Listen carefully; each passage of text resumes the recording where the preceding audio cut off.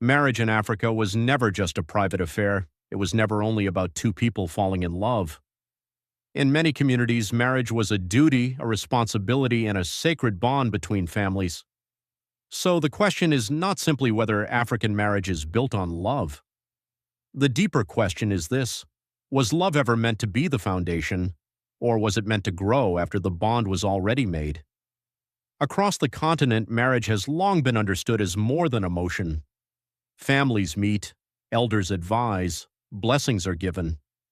Bride price, introductions, and clan involvement all show that marriage belongs to a larger social world, not just the couple alone. In that world, love is important, but obligation comes first. A man does not only marry a woman, he enters her family history. A woman does not only join a man's life, she becomes part of his legacy, and in many traditions, the union is expected to hold not just through happiness, but through hardship too.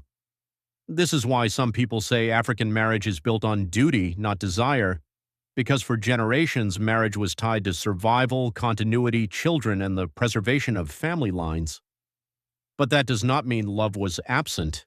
It means love was often not the first language. It was something that grew through shared labor, sacrifice, respect, and time.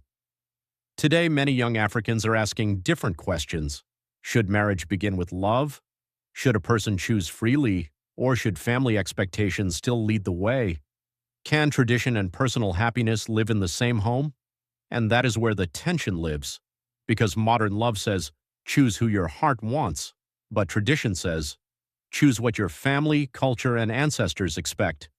One speaks the language of emotion, the other speaks the language of duty. So, is African marriage built on love or obligation?